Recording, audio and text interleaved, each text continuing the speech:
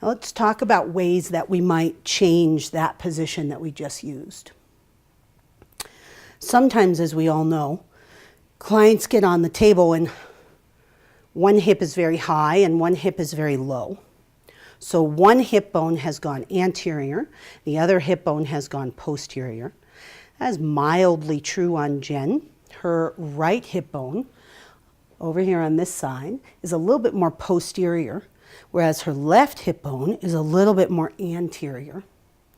So the next thing I want to know in this particular assessment is her left hip bone straight anterior? Has the entire hip bone, ilium, ischium, pubis, gone anterior? Or is she in an anterior pelvic tilt, so that the ilium has gone anterior, but the ischium has come posterior? I can tell that by checking the ischial tuberosities. So if you come all the way up the leg, all the way up the hamstrings, right in that gluteal crease, you're going to run right into the ischial tuberosity. Let's check both sides.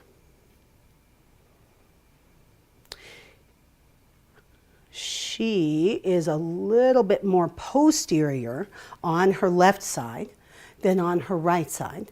So this suggests that this hip bone is in an anterior pelvic tilt. So instead of just going anterior, it has actually tilted.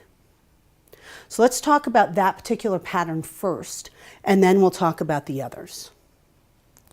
So in order to enhance what I'm doing with quadratus lumborum, on her left side, I'm going to move that hip bone toward an anterior pelvic tilt. So I'm going to rotate it.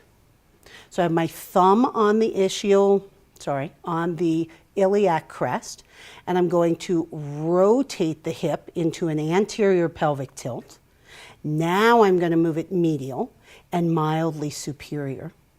And I'm going to hold that position. And I could reach up here and I could monitor as well.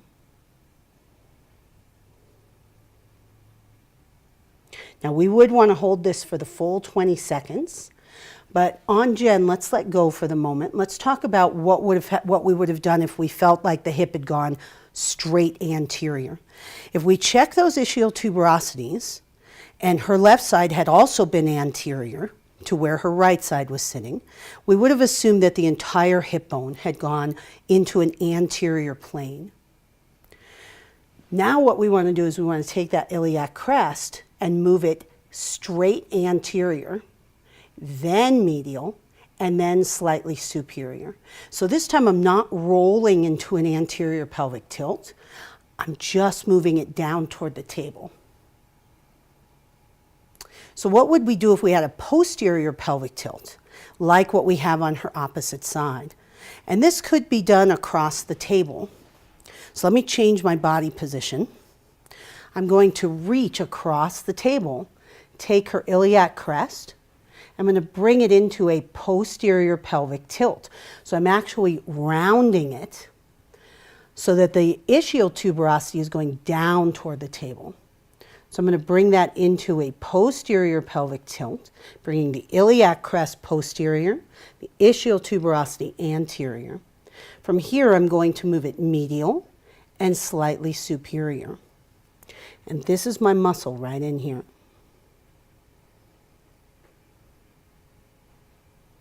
Okay, what would we do if that hip had gone straight posterior? Now instead of rounding, we would take it and we would just move it posterior, then medial, and then superior.